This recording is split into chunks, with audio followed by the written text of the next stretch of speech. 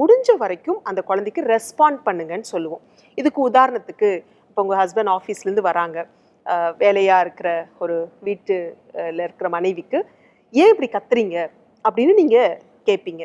அந்த ஹஸ்பண்ட் வந்து ஆமாம் நான் வெளியில் போயிட்டு வரேன், எனக்கு தலைவலியோடு இருக்குது, எனக்கு கோவம் வருது, ஏன் இப்படி வீடெல்லாம் கலைஞ்சிருக்கு, ஏன் ஒரே சத்தமாக இருக்குது அப்படின்னு பேசும்போது நீங்களும் கூட நானும் காலையிலேருந்து வேலை பார்க்குறேன், நான் என்ன பண்ணட்டும், குழந்தைய தனியாக பார்த்துக்கிறேன் அப்படின்னு நீங்களும் பேசுனீங்கன்னா அது ஒரு பெரிய ஆர்கியூமெண்ட் ஆகும். இதுக்கு பேர் ரியாக்டிவ் மோடுன்னு சொல்லுவோம். இதுக்கு பதிலாக ஏன் வீட்டுக்கு வந்த உடனே கத்துறாரு, மேபி தலைவலிக்கலாம், டென்ஷனாக இருப்பார், ஆஃபீஸில் ஏதாவது பிரச்சனையாக இருக்கும், ஏதாவது ஃபினான்ஷியல் ஸ்ட்ரகிளாக இருக்கும் அப்படின்னு ஒரு மனைவி அதை புரிஞ்சுக்கிட்டு ஓகே சரி கூலாக இருங்க நான் சரி பண்ணிக்கிறேன் இவ்வளோ தானே அப்படின்னு நீங்கள் எப்போ பேசுகிறீங்களோ அது ரெஸ்பான்சிவ் மோட், ரெஸ்பாண்டிங் அப்படின்னு சொல்லுவோம். குழந்தைகிட்டையும் இதே தான்.